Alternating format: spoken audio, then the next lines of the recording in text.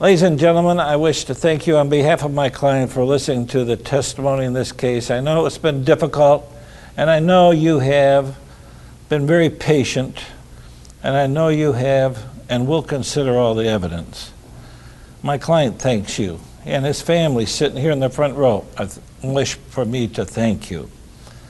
But the most important thing that you must do now is when you render that verdict. Your verdict isn't 1/12 of the verdict that comes in this courtroom.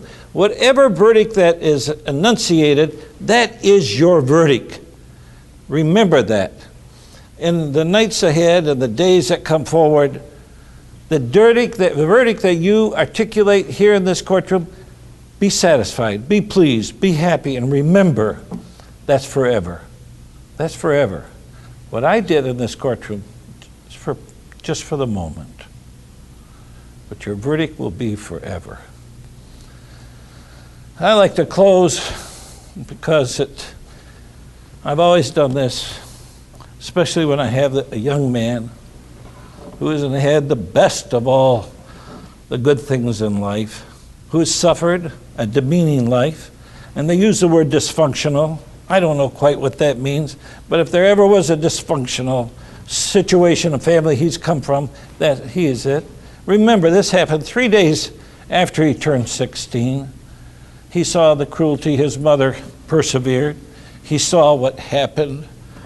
He would go to bed at night crying because of the way his stepfather treated his mother. And one day he exploded.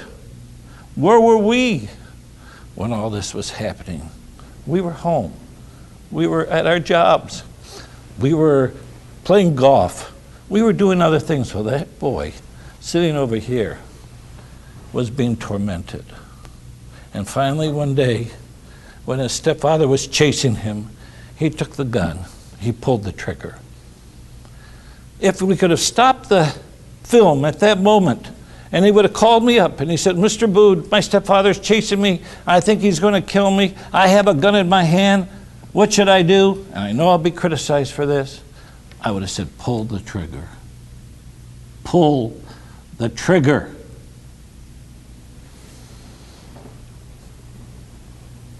It's time now for you to pull the trigger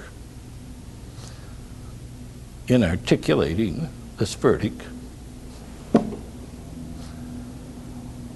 I have to close.